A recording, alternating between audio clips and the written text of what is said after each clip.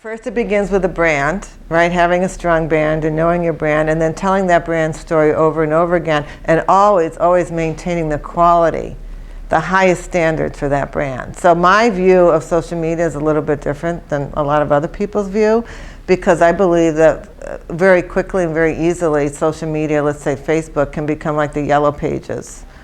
And I think it's a kiss of death for a brand to allow their brand to be eroded in the social media space just because they want to engage. Like I think sweepstakes tend to be like a not so interesting way to engage, because I believe that the true engagement that you want from anybody is at the cash register.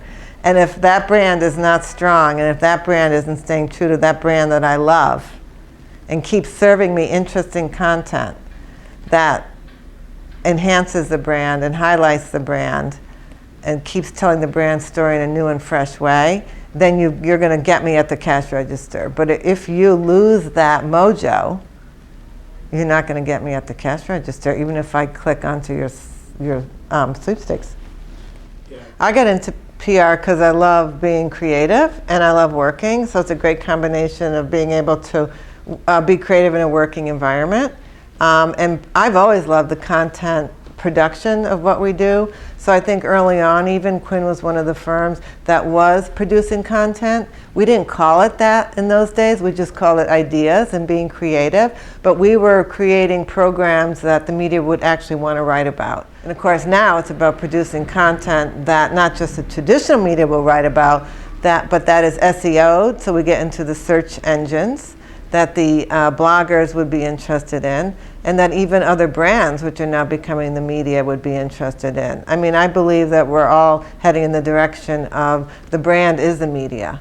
So we tell all our clients that they should be in the business of, one, being a brand, right? Not everybody understands what that means, that you have to have an interesting point of view and an interesting personality and a story to tell that people want to hear. So number one, you have to understand that you need to be a brand, and then you need to produce content as a brand and have a place where that's going to sit. Usually we recommend that sits on the website, and then we push it out from the website in a variety of ways.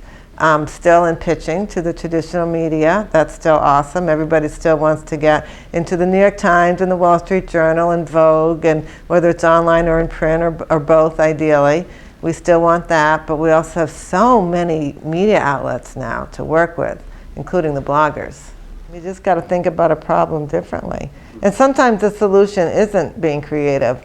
Like when our clients come to us and say, we want meetings business, well, sometimes the answer is, well, did you ask meeting planners what it would take for them to have their next meeting with you? Let's ask them. Let's find out from them what's going on here. I think B2B is a lot more difficult. It's a lot more difficult to be creative in that sphere. So for me, the way creative looks like in that sphere is problem solving.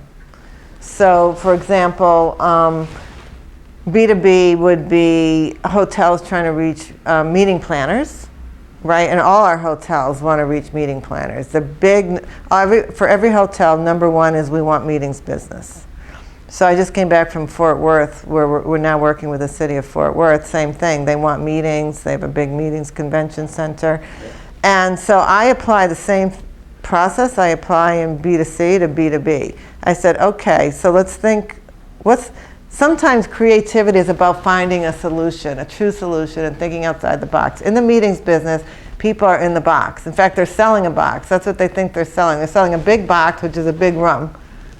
And that's what they're selling. But I said to the folks in Fort Worth, the head of the whole CVB, I said, we need to get out of that box. So what are we really selling here? And maybe it's not a room at all. Maybe it's the service of technology. Because, right, we all know, so this is what I do. I go, we're all people. No matter, even if you're B2B, you're still a person.